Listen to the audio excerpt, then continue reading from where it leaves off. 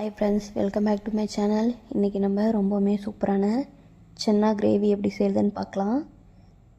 ரொம்பவுமே சூப்பராக இருக்கும். இட்லி, தோசை, சப்பாத்திக்கெலாம் ரொம்ப ரொம்ப சூப்பரான காம்பினேஷன். இதே மாதிரி ட்ரை பண்ணி பாருங்கள். சீக்கிரமாக செஞ்சிடலாம். நம்ம குக்கரில் தான் செய்ய போகிறோம். ரொம்பவுமே சூப்பராக இருக்கும். எப்படின்னு பார்க்கலாம். நான் ஒரு 150 கிராம் அளவுக்கு கொண்டக்கடலை எடுத்து ஒரு நைட் ஃபுல்லாக ஊற வச்சு எடுத்திருக்கேன். அதை தண்ணி வடிச்சிட்டு நல்ல தண்ணி சேர்த்து கொஞ்சமாக உப்பு சேர்த்து நல்லா வேக வச்சுக்கலாம். நான் ஒரு 4 விசில் விட்டுருந்தேன்.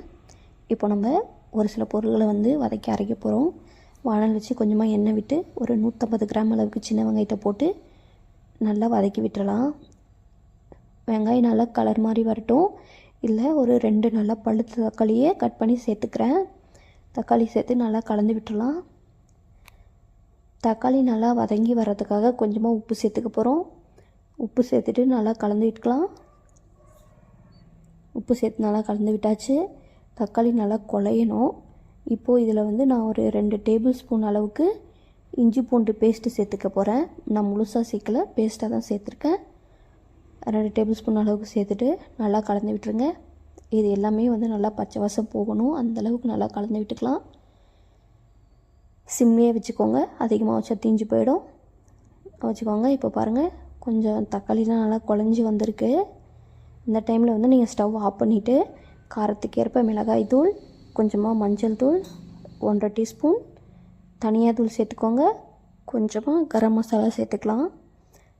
இந்த பொருள் எல்லாமே சேர்த்துட்டு நல்லா அந்த சூட்லேயே கலந்து விட்டுருங்க. அடுப்பு எரியக்கூடாது, ஆஃப் பண்ணிடணும். ஏன்னா இந்த டைமில் மசாலா பொருட்கள் கரிஞ்சு போயிடும். ஆஃப் பண்ணி விட்டுட்டு இந்த சூட்லேயே நல்லா கலந்து விட்டுருங்க. இப்போ ஆற வச்சுட்டு ஜாரில் சேர்த்தி நல்லா ஃபைன் பேஸ்ட்டாக அரைச்சிக்கலாம். நல்லா அரைச்சாச்சு. இப்போது குக்கர் ஓப்பன் பண்ணால் பாருங்கள், கொண்டக்கடலை நல்லாவே வெந்திருக்கு. சூப்பராக 4 விசில் நல்லா வெந்திருக்கு. இப்போ தாளிச்சிக்கலாம். அதே குக்கரில் ஒரு 2 டேபிள் ஸ்பூன் அளவுக்கு எண்ணெய் விட்டு 2 பட்டை, 2 கிராம்பு, கொஞ்சமாக பெருஞ்சீரகம் போட்டு நல்லா பொரிய விட்டுடலாம். இது நல்லா பொரிஞ்சோடனே ஒரு 4-5 சின்ன வெங்காயத்தை கட் பண்ணி சேர்த்துக்கோங்க. கொஞ்சமாக கருவேப்பிலை, ஃப்ளேவருக்காக ஒரு பச்சை மிளகாய் போட்டு நல்லா கலந்து விட்டுடலாம். நல்லா பொரிஞ்ச உடனே இப்போது மசாலா ஆட் பண்ணிக்க போகிறோம். ஜாரில் இந்த மசாலா எடுத்து ஊற்றிக்கிறேன். கொஞ்சமாக தண்ணி ஊற்றி நல்லா அலசி ஊற்றிக்கிறேன். இப்போ பாருங்கள், நல்லாவே கொதிக்குது. இது நல்லா கொதிக்கணும். இந்த டைமில் கொண்டக்கடலை வேக வச்சுருந்தோம் இல்லையா, அதை எடுத்து இதில் சேர்த்துக்க போகிறோம். கொண்டக்கடலை சேர்த்துட்டு நல்லா கலந்து விட்டுருங்க. நீங்கள் உப்பு போடும்போது பார்த்து சேர்த்துக்கணும். ஏன் அப்படின்னா நம்ம கொண்டக்கடலை வேக வைக்கும்போது போட்டிருக்கோம், மசாலா வதக்கும் போது போட்டிருக்கோம், பார்த்து சேர்த்துக்கோங்க. இப்போ கொண்டக்கடலை சேர்த்துட்டு நல்லா கலந்து விட்டுடலாம். இப்போ பாருங்கள், நல்லாவே கொதிக்குது. இது நல்லா கொதிக்கிறதுக்குள்ளே ஒரு பேஸ்ட்டு தயாரிச்சுக்க போகிறோம்.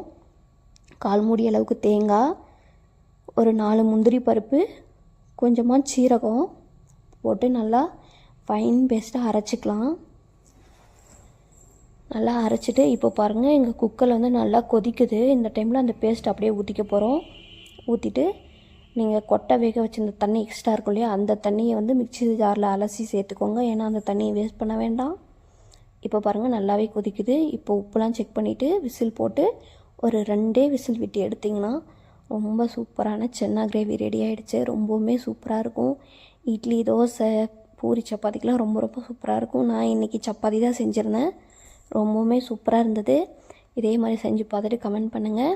நம்ம சேனல் பிடிச்சிருந்தா சப்ஸ்கிரைப் பண்ணி வச்சுக்கோங்க. இந்த வீடியோக்கு ஒரு லைக் போட்டுருங்க. உங்கள் ஃபேமிலி அண்ட் ஃப்ரெண்ட்ஸ் கூடலாம் ஷேர் பண்ணிக்கோங்க. தேங்க்யூ.